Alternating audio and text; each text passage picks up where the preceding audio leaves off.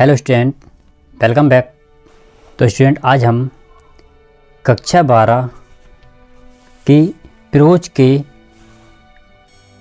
Chapter number 4 का अध्ययन करेंगे और इसको हम पढ़ेंगे, जिसका नाम है द होम कमिंग। होम का अर्थ होता है घर, कमिंग होता आना, और कमिंग उसकी आईएनजी फॉर्म में मतलब आ रहा है, तो इसका मतलब होता है घर वापसी। इसके जो ऑथर हैं वो है रविन्द्रनाथ टैगोर। तो यह कहानी कुछ इस प्रकार की है कि यह एक बच्चे की मनोदशा की कहानी है, जो खुद को हर जगह उपेक्षित महसूस करता है। कहानी यह दर्शाती है कि एक बच्चा शहर में रहने के बारे में सोचकर कितना खुश हो सकता है, कितने सपने बुनता है कि शहर में जाएंगे, कि खुश रहेंगे। लेकिन बड़े शहर की घुटन भरी ज़िंदगी और गांव की आज़ाद और खुले वातावरण की ज़िंदगी में बहुत अंतर था। कहानी यह स्पष्ट करती है अपना घर सबसे अच्छा होता है, किसी भी जगह या दूसरों के साथ रहने से कहीं अच्छा होता है। बच्चा सिर्फ अपनी माँ के साथ खुश रहता है, इसके अलावा कहीं खुश नहीं रह सकता है। तो कहानी हमें यही सब सिखाती है। तो कहानी को हम स्टार्ट करते हैं। फटेक चक्रवर्ती was ring leader among the boys of the village. A new mischief got into his head. There was a heavy log lying on the mud flat of the river, waiting to be shaped into a mast for a boat. तो फटेक चक्रवर्ती was ring leader among the boys of the village. फटेक चक्रवर्ती गांव के लड़कों में शैतानी करने वालों का मुखिया था, हेड था। A new mischief got into his head. उसके दिमाग में एक नई शरारत घुस गई। There was a heavy log lying on the mud flat of river waiting to be shaped into a mast for a boat. नदी के कीचड़ वाले स्थान पर एक भारी लट्ठा पड़ा हुआ था, जो किसी नाव के लिए मस्तूल के रूप में बनाए जाने की प्रतीक्षा कर रहा था। He decided that they should all work together to shift the log by main force from its place and roll it away. तो उसने यह निश्चय किया कि वे सब मिलकर जनशक्ति द्वारा उस लट्ठे को अपने स्थान से हटाने के लिए कार्य करेंगे और लुढ़का कर उसे दूर ले जाएंगे। The owner of the log would be angry and surprised, and they would all enjoy the fun. उस लट्ठे का मालिक क्रोधित भी होगा और उसे आश्चर्य भी होगा, और वे सब लोग उस खेल का आनंद लेंगे। Everyone seconded the proposal and it was carried unanimously. प्रत्येक लड़के ने इस प्रस्ताव को समर्थन दिया और इसे सर्वसम्मति से आगे बढ़ाया गया। What? लेकिन just as the fun was about to begin, ठीक जिस समय वह आनंददायक खेल शुरू होने ही वाला था, Makhan, Phatik's younger brother, sauntered up and sat down on the log in front of them all without a word. वैसे ही फटेक का छोटा भाई माखन आराम से घूमता हुआ आ गया और एक शब्द भी बोले बिना उन सबके सामने उसी लट्ठे पर बैठ गया। The boys were puzzled for a moment. He was pushed rather timidly by one of the boys and told to get up, but he remained quite unconcerned. लड़के एक क्षण के लिए उलझन में पड़ गए। एक लड़के के द्वारा कुछ अधिक ही डरते हुए उसे धक्का दिया गया और उसे उठ जाने के लिए कहा गया, लेकिन वह बिल्कुल निश्चित बना रहा।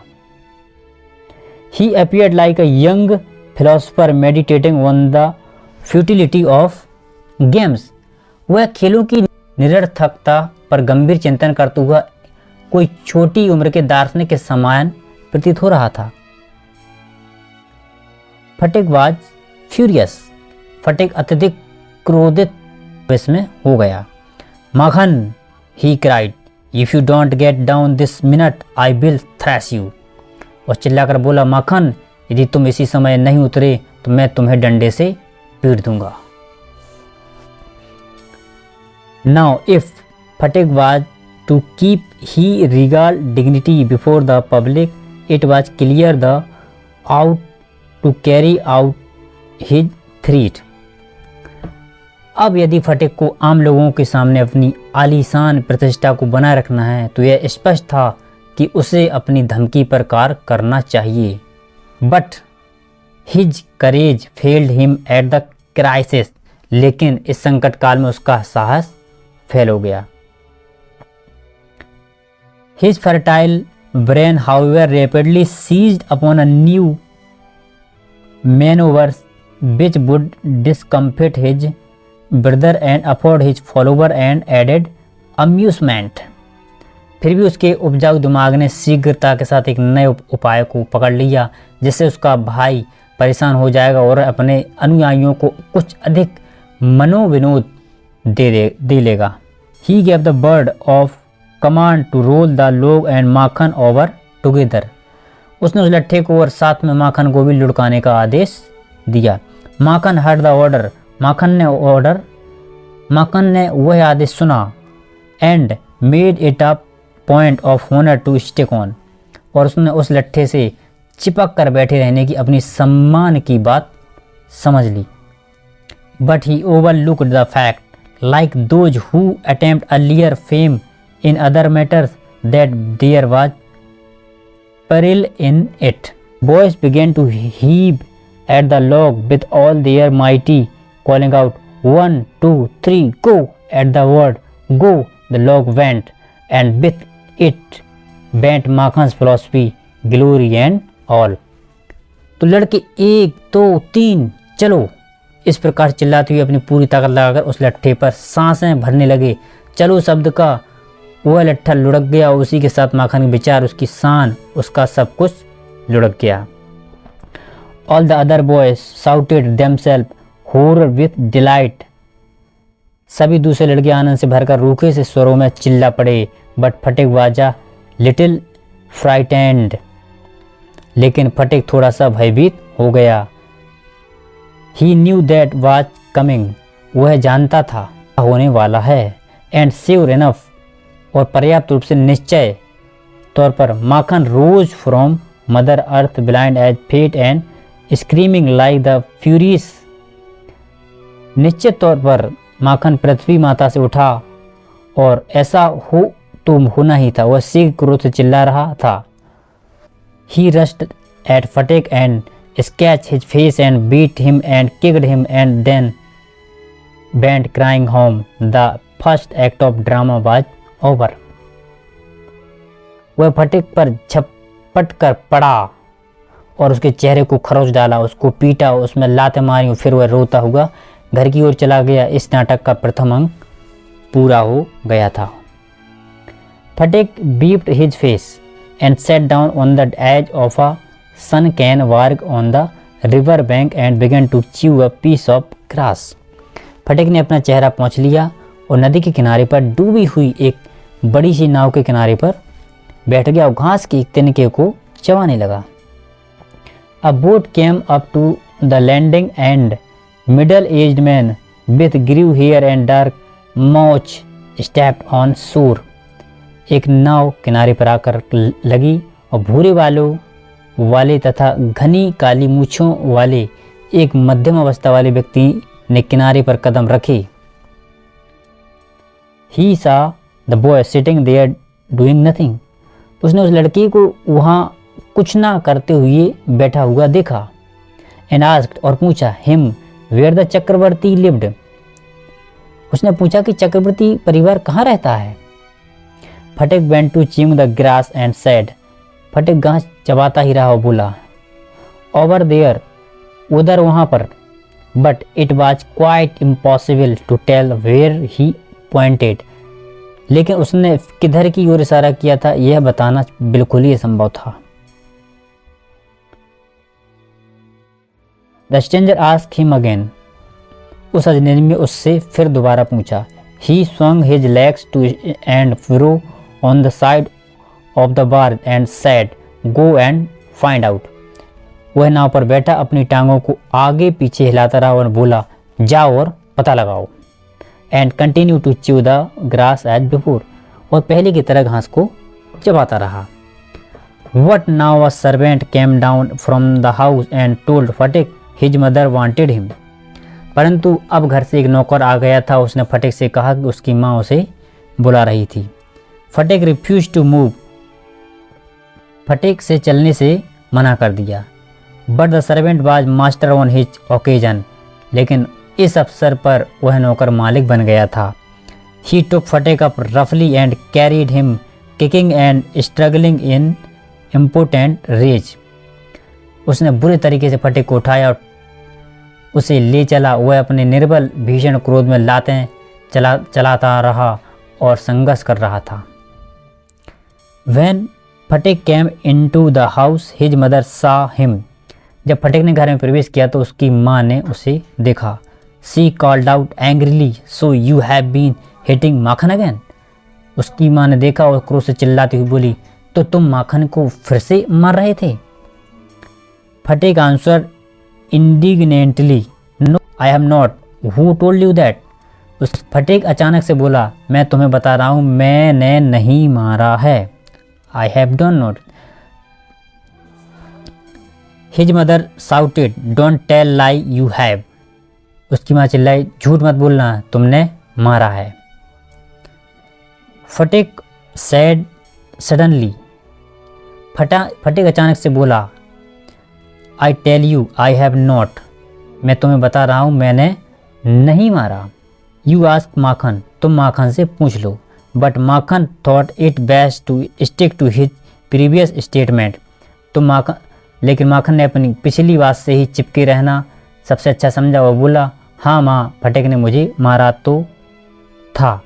ही said, yes mother, Phatik did hit me. Phatik's patience was already exhausted, Phatik का धैर्य तो पहले ही समाप्त हो चुका था। He could not hear this justice, वह इस अन्याय को नहीं सुन सका। He rushed at Makhan and hammered him with blows, take that, he cried, and that for telling lie. वह इस अन्याय को नहीं सुन सका, वह माखन पर झपटा और उस पर मुक्कों से प्रहार किया। यह लो, यह चिल्लाकर बोला, झूठ बोलने के लिए यह लो और यह लो। His mother took Makhan side in a moment and pulled Phatik away, एक ही क्षण में उसकी माँ ने माखन का पक्ष लिया और फटिक को खींचकर अलग किया। Beating him with her hand, और उसे अपने हाथों से पीट रही थी। When Sphatik pushed her side, जब फटिक ने उसे एक तरफ धक्का दिया, सी साउटेड आउट, वह चिल्लाती हुई बोली, व्हाट यू लिटिल बिलियन, क्या अरे दुष्ट बच्चे, would you hit your own mother, क्या तुम अपनी माँ को मारोगे।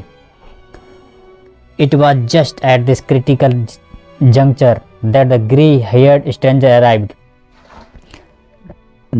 उसी नाजुक घड़ी पर ऐसा हुआ कि वह भूरे बालों वाला अजनबी आ पहुंचा। He asked what the matter was, उसने पूछा कि क्या मामला है। फटिक लुक्ड सीपिश एंड अजेम्ड, फटिक झेंप और शर्म से भरा हुआ दिखाई दे रहा था। But when his mother step back and looked at the stranger, her anger was change to surprise, लेकिन जब उसकी माँ ने पीछे कदम हटाए और उस अजनबी की ओर देखा तो उसका मुंह क्रोध आश्चर्य में बदल गया। For the recognise her brother and cried, why dada, क्योंकि वह अपने भाई को पहचान गई थी और वह चिल्लाकर बोली, क्यों दादा। Where have you come from, तुम कहाँ से आ रहे हो। As she said these word, she bowed to the ground and touched his feet, जैसे ही उसने इन शब्दों को कहा और वैसे ही वह जमीन की ओर झुकी और उसके पैर छुए। Her brother had gone away soon after, she said had married and he had started business in Bombay, उसकी विवाह के सीख पश्चात ही उसका भाई चला गया था और उसने मुंबई में व्यापार शुरू कर लिया था। His sister had lost her husband while he was in Bombay, जिस समय वह मुंबई में ही था उसी समय उसकी बहन के पति गुजर गए थे। December had now come back to Calcutta and had yet once made inquiry about his sister. दिसंबर अब वापस कोलकाता आ गया था और उसने तुरंत अपनी बहन के बारे में पूछताछ की थी। He had then hastened to see her as soon as he found out where she was. जैसे ही उसे पता लगा कि वह कहाँ है, वैसे ही जल्दी से वह उससे मिलने के लिए चल पड़ा। The next few days were full of rejoicing. अगले कुछ दिन आनंद से भरे हुए थे। The brother asked after the education of two boys. भाई ने दोनों लड़कों की पढ़ाई लिखाई की जानकारी मांगी। He was told by his sister that Phatik was a perpetual नॉयसेंस।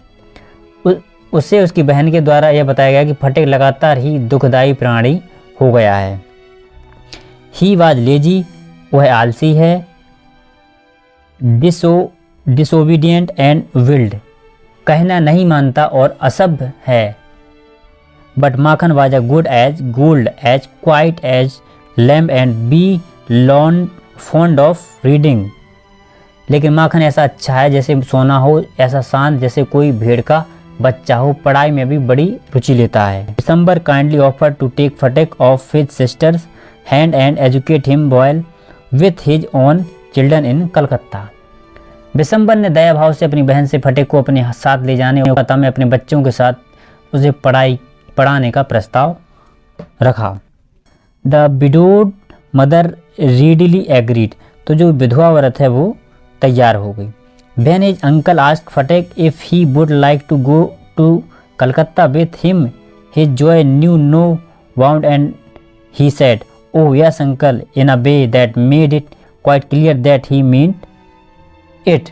जब फटेक ने यह सुना तो उसके आनंद की कोई सीमा न रही और बोला, अरे हाँ मामा। एक प्रकार से उसने यह बिल्कुल स्पष्ट कर दिया कि वह भी यही चाहता है। It was immense relief to the mother to get rid of Fatek. फटेक से छुटकारा पाते हुए माँ को बड़ी राहत महसूस हो रही थी। She had a prejudice against to the boy and no love was lost between the two brothers. उसके अंदर इस लड़के के प्रति एक पक्षपातपूर्ण विरोधी धारणा थी और दोनों भाइयों के बीच में कभी कोई प्रेम नहीं दिखाई पड़ता था। She was in daily fear that he would either drown Makhan some day in the river or break his head in a fight or run him into some danger or other. उस माँ को रोज़ यह डर लगा रहता था कि वह या तो किसी दिन माखन को नदी में डुबो देगा या झगड़ते हुए उसका सिर फोड़ देगा या फिर उसके लिए और कोई ना कोई खतरा कर देगा।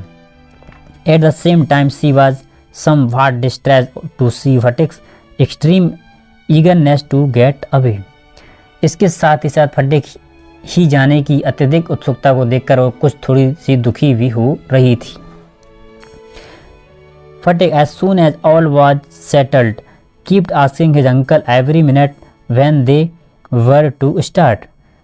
जैसे ही सारी व्यवस्था हो गई वैसे ही फटेक अपने मामा से हर क्षण पूछता रहता था कि हम लोग कब चल रहे हैं।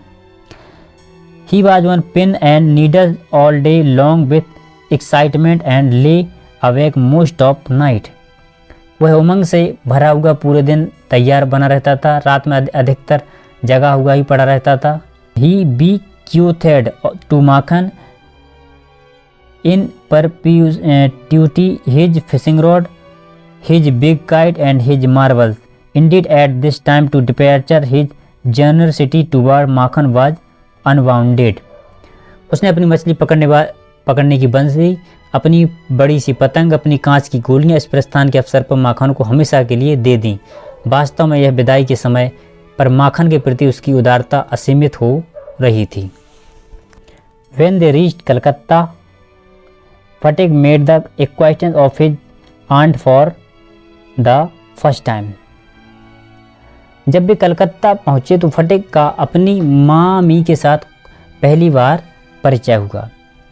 She was by no means pleased with this unnecessary addition to her family. वह अपने परिवार में इस अनावश्यक वृद्धि से किसी प्रकार से खुश नहीं थी।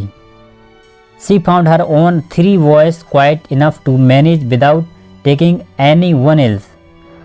इसे किसी और एक को भी लिए बिना ही वह अपने 3 लड़कों की व्यवस्था बनाना बहुत ही पर्याप्त लगता था।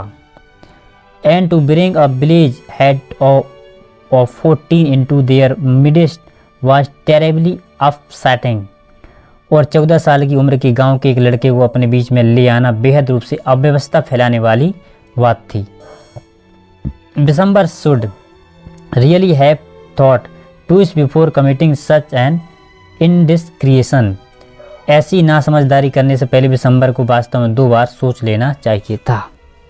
In this world of human affair there is no worse nuisance than a boy at the age of 14। मनुष्यों की व्यवहारिक दुनिया में 14 वर्ष की अव्यवस्था के लड़के से बढ़कर और कोई दुखदायी प्राणी नहीं होता है। He is neither ornamental nor useful। It is impossible to shower affection on him as on a little boy and he is always getting in the way। वह ना तो देखने में अच्छा लगने लायक होता है और ना ही किसी काम में आने लायक होता है। जिस प्रकार से किसी छोटे बच्चे से प्रेम किया जा सकता है उसी प्रकार से उस पर स्नेह की बौछारें करना असंभव होता है। If he talk with a childish lisp, he is called a baby, and if he answer in a grown up way, he is called impertinent। जिस प्रकार से किसी छोटे बच्चे से प्रेम किया सकता है उसी प्रकार से उस पर स्नेह की बौछारें करना संभव होता है और वह हमेशा ही बीच में अड़चन पैदा करने वाला हो जाता है। In fact, any talk at all from his resented। वास्तव में उसकी ओर से कुल मिलाकर कोई भी बात बुरी लगने वाली हो जाती है। His voice grew hoarse and breaks and quaffs। फिर वह ऐसी बढ़ती हुई अवस्था वाला होता है कि वह देखने में आकर्षक नहीं लगता। His face grew suddenly angular and unnicely। उसका शरीर ऐसी अशोभनीय तेजी से बढ़ता है कि वह कपड़ों से बाहर झांकने लगता है। उसकी आवाज़ रूखी, टूटती हुई और कपकपाती हुई हो जाती है। उसका चेहरा अचानक ही नुकीला और देखने में अच्छा ना लगने वाला हो जाता है। It is easy to excuse the shortcoming of early childhood, but it is hard to tolerate even unavoidable lapses in a boy of 14। लेकिन 14 वर्ष के लड़के में होने वाली अस्वाभाविक छोटी सी भी भूल सहन किए जाने के लिए बड़ी कठिन हो जाती है। The lad himself become painfully self-conscious। वह लड़का स्वयं ही कष्टपूर्ण भावना के साथ अपनी ऐसी जानकारियाँ रखता है। When he talks with elderly people, he is either unduly forward। जब वह बड़ों के साथ बातें करता है तो वह या तो अनुचित रूप से बहुत आगे बढ़ गया होता है और is so unduly shy that he appears ashamed of his bare existence। फिर अनुचित रूप से ऐसा शर्मीला हो जाता है कि उसे अपने अस्तित्व पर ही शर्म आती हुई प्रतीत होती है। Yet it is at this view bay age when in his heart of hearts a young lad most crave for recognition and love, and he become the devoted slave of anyone who shows him consideration। फिर भी इस अवस्था पर कोई भी ऐसा छोटा लड़का अपने अंतर हृदय में अपने लिए मानता और प्रेम के लिए तरसने लगता है और ऐसे किसी व्यक्ति का समर्पित गुलाम बन जाता है जो उसके लिए हमदर्दी के विचार दिखाता है परंतु खुले तौर पर उससे प्रेम करने का कोई साहस नहीं करता। But none dare openly love him, for that would be regarded as indulgence and therefore bad for the boy। So what with scolding and chiding, he become very much like a stray dog that has lost his master। इसलिए उसे फटकारने या दुत्कारने का क्या परिणाम होता है, वह तो बहुत कुछ उस भटके हुए कुत्ते की तरह हो जाता है जिसका मालिक कहीं खो गया हो। For a boy of 14, his one home in the only paradise। 14 वर्ष के लड़के के लिए उसका अपना घर ही उसके लिए स्वर्ग होता है। To live in a strange house with strange people is little sort of torture, while the height of bliss is to receive the kind looks of women and never to be slighted by them. अपरिचित लोगों के साथ किसी अपरिचित मकान में रहना उसके लिए थोड़ी सी एक यातना है, जबकि स्त्रियों की दयालुतापूर्ण दृष्टि प्राप्त करना उसके लिए परम आनंद की पराकाष्ठा होती है, और उसकी ओर से उसे अवहेलना तो कभी नहीं मिलनी चाहिए. It was anxious to Phatak to be unwelcome guest in his aunt's house, despised by this elderly woman and slighted on every occasion.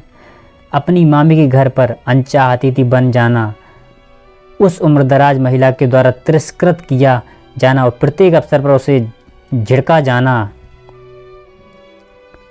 यह सब फटेक के लिए एक कठोर मानसिक वेदना की बात बन गई थी. If she ever asked him to do anything for her, he would be so overjoyed that he would overdo it. अगर वह महिला उससे कभी कुछ अपने लिए करने के लिए कहती तो वह इतना अधिक प्रसन्न हो जाया करता था कि वह उस काम को आवश्यकता से भी अधिक करता था. And then she would tell him not to be so stupid but to get on with his lesson. और तब वह उससे कहा करती थी कि इतने भी ज़्यादा मूर्ख मत बनो, अपनी पढ़ाई पर लग जाओ. The cramped atmosphere of neglect in his aunt's house oppressed Phatak so much that he felt that he could hardly breathe. मामी के घर के उपेक्षा से घुटन से भरे वातावरण ने फटेक को इतना अधिक दुखी कर दिया कि उसे सांस लेना भी कठिन महसूस हो रहा था. He wanted to go out into the open country and fill his lungs and breathe freely. वह खुले देहात की ओर चले जाना चाहता तो वह स्वतंत्र रूप से सांसें लेकर अपने फेफड़ों को भरना चाहता था, लेकिन कहीं जाने के लिए ऐसा कोई खुला देहाती क्षेत्र नहीं था. But there was no open country to go to. Surrounded on all sides by Calcutta house and balls, he would dream night after night of his village home and long to be back there. चारों ओर से कोलकाता के मकानों और दीवारों से घिरा हुआ वह दिन रात अपने गांव के घर के सपने देखा करता था और उसे वहां वापस जाने की तीव्र लालसा हो रही थी. He remembered the glorious meadow where he used to fly his kite all day long. उसे उन आनंद देने वाली आलीशान घर के चारागाहों की याद आ रही थी, जहाँ पर पूरे दिन वह अपनी पतंग उड़ाया करता था. The broad river bank where he would wander about he livelong day singing and shouting for joy. नदी का वह बड़ा सा किनारा जहाँ वह पूरे दिन गाता और गाने से शोरगुल करता हुआ घूमा करता था. The narrow brook where he could go and drive and swim at any time he liked. वह सकरी सी नदी जहाँ वह किसी भी समय जब भी चाहे जा सकता था, डुबकी लगा सकता था और तैर सकता था. He thought of his band of boy companions over whom he was despot. उसने अपने साथ के उन लड़कों के दल के बारे में भी सोचा जिनके ऊपर वह अपनी हुकूमत चलाता था. And above all the memory of that tyrant mothers of his who had such a prejudice against him occupied him day and night. और इन सारी बातों से ऊपर उसे अपनी उस निष्ठुर माँ की भी याद आई जिसके अंदर उसके विरुद्ध एक द्वेष भावना थी. A kind of physical love like that of animals, a longing to be in the presence of the one who is loved, and unexpressibly wistfulness during absence, a silent cry of the inmost heart for the mother, like the lowing of calf in the twilight. This love, which was almost an animal's instinct, agitated the shy, nervous, then uncouth and ugly boy.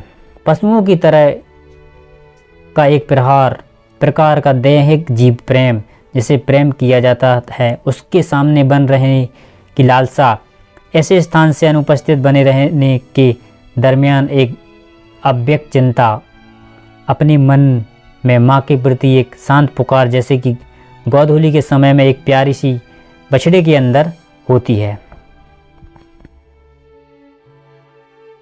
ऐसा प्रेम जो लगभग एक पशु सहज स्वाभाविक प्रेरणा के समान ही था। No one could understand it, but it preyed upon his mind continually। ऐसी इन सारी भावनाओं ने उस शर्मीली घबराहट से भरे हुए दुबले पतले देहाती ग्रामीण बदसूरत से दिखने वाले लड़के को आंदोलित कर दिया था। कोई भी इस बात को समझ नहीं सका, परंतु यह बेचैनी लगातार उसके मस्तिष्क को खाए जा रही थी। There was no more backward boy in the whole school than फटेक। पूरे स्कूल में फटेक से बढ़कर पिछड़ा हुआ लड़का और कोई नहीं था। He gaped and remained silent when the teacher asked him a question, and like an overladen as patiently suffered all the blows that came down on his back। जब अध्यापक उससे कोई प्रश्न पूछ लेता था तब वह बोलने के लिए मुंह फाड़ता और चुप ही बना रहता था। अत्यधिक बोझ से लदे हुए गधे की तरह धैर्य के साथ मुक्को घूसों के उन सारे प्रहारों के कष्टों को सहन करता था जो उसकी पीठ पर बरसते थे। When other boys were put out at play, he stood wistfully by the window and gazed at the roofs of the distant house. जब दूसरे लड़के खेलने के लिए बाहर चले जाते तब वह चिंताओं से भरा हुआ खिड़की के सहारे खड़ा रहता था और दूर मकानों की छतों पर निगाहें भरकर देखा करता था। And if by chance he spied children playing on the open terrace of any roof his heart would ache with longing. और दूर मकानों की छतों पर निगाहें भरकर देखा करता था, और यदि संयोगवश किसी मकान की खुली छत पर वह खेलते हुए बच्चों की एक झलक पा लेता था तो उसका हृदय तीव्र लालसा से दर्द से कराह उठता था। One day he summoned up all his courage and asked his uncle, when can I go home? एक दिन उसने अपना सारा साहस जुटाया और मामा से पूछा, मामा मैं घर कब जा सकता हूँ? हिज अंकल आंसर, उसके मामा ने उत्तर दिया, wait till the holiday come. But the holidays would not come till November and there was a long time still to wait. जब तक छुट्टी आए तब तक प्रतीक्षा करो, लेकिन छुट्टियां तो नवंबर तक नहीं आएंगी और अभी तो प्रतीक्षा करने के लिए बहुत लंबा समय पड़ा हुआ था। One day Phatik lost his lesson book. एक दिन फटेक की अपनी पाठ पुस्तक खो गई। Even with the help of books he had found it very difficult indeed to prepare his lesson. पुस्तक की सहायता से भी उसे अपने पाठ को तैयार करना वास्तविक रूप से बड़ा कठिन लगता था। Now it was impossible. अब तो असंभव हो गया था। Day after day the teacher would cane him unmercifully. दिन प्रतिदिन अध्यापक उसे डंडे से बेरहमी से पीटा करता था। His condition became so abjectly miserable that even his cousin were ashamed to own him. उसकी दशा इतनी दीनहीन अवस्था में दयनीय हो गई थी कि उसके अपने ममेरे भाई भी उसे अपना कहने में शर्माते थे। They began to jeer and insult him more than the other boys. He went to his aunt at last and told her that he had lost his book। अंत में वह अपनी मामी के पास गया और उससे कहा कि उसकी किताब खो गई है। His aunt pursued her lips in contempt and said, उसकी मामी ने घृणापूर्वक अपने होठों को दबाया और बोली, You great clumsy country lout। तुम बहुत ही फूहड़ देहाती उजड्डा लड़का है। How can I afford with all my family to buy you new books 5 times a month? अपने पूरे परिवार को साथ लिए हुए महीने 5-5 बार नई किताबें खरीदने के लिए कहाँ से मैं पैसों का इंतजाम करके तुझे दूँ। That night, उस रात को, on his way back from school, Sphatik had a bad headache with a fit of shivering. उस रात को स्कूल से वापस घर की ओर आते हुए रास्ते में फटिक को बड़े जोर का सिर दर्द हुआ और कपकपाहट का दौरा पड़ गया। He felt he was going to have an attack of malaria fever. उसे ऐसा लगा कि उस पर मलेरिया बुखार का हमला होने जा रहा हो। His one great fear was that he would be a nuisance to his aunt. उसको एक बड़ा डर यह सता रहा था कि इस प्रकार से वह अपनी मामी को कष्ट पहुंचाने वाला प्राणी बन जाएगा। The next morning Sphatik was nowhere to be seen. अगली सुबह फटिक कहीं भी नहीं दिखाई दिया। All searches in the neighborhood proved futile. आस पड़ोस में की गई उसकी खोजबीन व्यर्थ सिद्ध हो गई। The rain had been pouring in torrent all night and those who went out in search of the boy got drenched through to the skin. पूरी रात भर जोरों की बरसात गिरती रही और जो लोग उस लड़के की तलाश में गए हुए थे वे अपनी त्वचा तक पूरे भीग गए। At last बिसम्बर asked help from the police. अंत में बिसम्बर ने पुलिस से सहायता मांगी। At the end of the day a police was when stopped at the door before the house. दिन के समाप्त होने तक एक पुलिस की गाड़ी दरवाजे पर आकर रुकी। It was still raining and the streets were all flooded. अभी भी बरसात हो रही थी और सड़कें पूरी तरह से पानी से भरी हुई थी। Two constables brought out Sphatik in their arms and placed him before बिसम्बर. दो सिपाही अपने हाथों में फटिक को बाहर लाए और उसे बिसम्बर के सामने रख दिया। He was beat through from head to foot, muddy all over his face and eye, flushed red with fever and his limbs all trembling. वह सिर से पांव तक भीगा हुआ था, पूरा कीचड़ से सना हुआ था, उसका चेहरा और आंखें बुखार से लाल हो रही थी, उसके सभी अंग कांप रहे थे। बिसम्बर carried him in his arms and took him into the inner apartment. बिसम्बर ने उसे अपने हाथों में ले लिया और उसे भीतर की कक्षों में ले गया।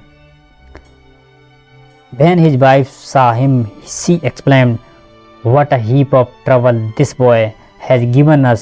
Have not you better send him home?" जब उसकी पत्नी ने उसे देखा तो वह बोली, इस लड़के ने हमें कितनी तकलीफ दे रखी है, अच्छा हो कि तुम इसे घर भेज दो।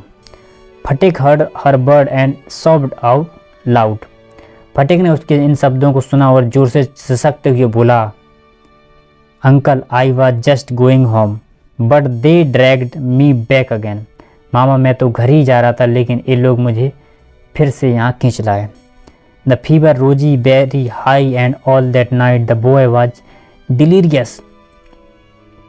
बुखार बहुत तेज चढ़ा और उस रात पूरी रात भर वह लड़का बेसुधी में पागलपन की हालत में था। Bishamber brought in a doctor. Bishamber doctor को बुला लाया। Phatik open his eye flushed with fever and looked up to the ceiling and said back कैंटी। फटिक ने बुखार से लाल हुई अपनी आंखें खोल दी और छत की ओर देखा और फिर वह सूनेपन के भाव से बोला, uncle have the holiday come yet, may I go home? क्या अब छुट्टी के दिन आ गए हैं, क्या मैं घर जा सकता हूँ? Bishamber wiped the tears from his own eyes and took Phatik's lean and burning hand in his own and sat by him through the night. Bishamber ने अपनी आंखों से आंसू पोंछ ली और फटिक के दुबले पतले बुखार से जलते हुए हाथों को अपने हाथों में ले लिया और रात भर उसी के पास बैठा रहा। The boy began again to mutter. वह लड़का फिर से बड़बड़ाने लगा। At last his voice became excited. Mother he cried, don't beat me like that mother, I am telling the truth. अंत में उसकी आवाज़ उत्तेजित हो गई। माँ, वह चिल्लाया, माँ मुझे ऐसे मत मारो, मैं सच बोल रहा हूँ। The next day Phatik became conscious for a short time. अगले दिन फटिक को थोड़ी देर के लिए होश आया। He turned his eye about the room as if expecting someone to came. उसने कमरे में अपनी आंखें घुमाई जैसे कि मानो वह किसी के आने की आशा कर रहा हो। At last with an air of disappointment his head sank back on the pillow. अंत में एक निराशा के भाव के साथ उसका सिर तकिया पर पीछे की ओर टिक गया। He turned his face to the wall with a deep sigh. उसने गहरी सांस लेते हुए अपना चेहरा दीवार की ओर कर लिया। Bishamber knew thought and bending down his head whispered. Bishamber उसके सोच विचारों को जानता था। उसने अपने सिर को नीचे की ओर झुकाकर उसने धीमी आवाज़ में फुसफुसाकर कहा, Phatik, I have sent for your mother. Phatik, मैंने तुम्हारी माँ को बुलवाया है। The day went by. दिन बीत गया। The doctor said in a troubled voice that the boy's condition was very critical. Doctor ने परेशान आवाज़ में कहा कि इस लड़के की हालत बहुत ही नाजुक है। फटिक बिगेन टू क्राई आउट। फटिक ने चिल्लाना शुरू कर दिया। बाय द मार्क, उस निशान तक 3 व धूम 18 फुट होगा। बाय द मार्क 4, उस निशान तक फैथम्स 24 फुट होगा। बाय द मार्क, उस निशान तक he had heard the seller on the river steamer calling out the mark on the plum line. उस निशान तक उसने नदी के स्टीमर पर लगे हुए इस साहुल के निशानों के बारे में नाविक को उसी प्रकार आवाज़ लगाते हुए सुना था। Now he was himself plumbing on an unfathomable C.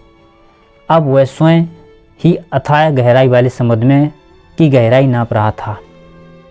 Letter in the day Phatik mother burst into the room like a whirlwind and began to toss from side to side and moan and cry in a loud voice।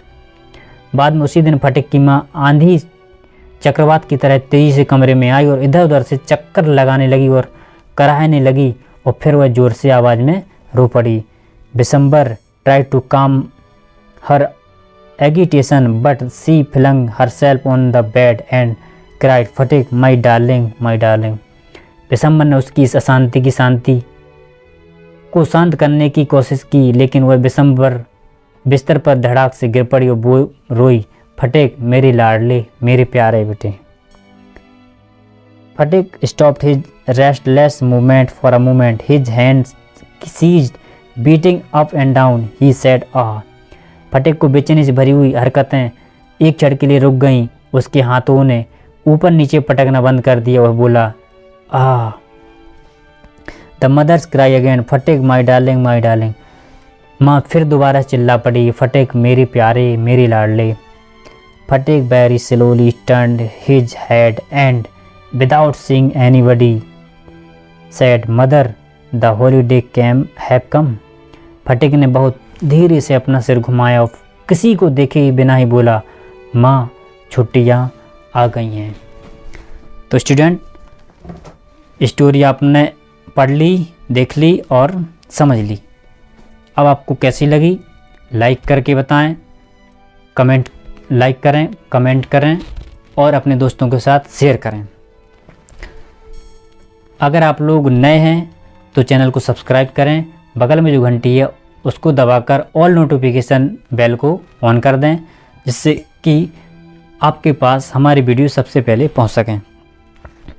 फिर मिलते हैं next video में। Thank you.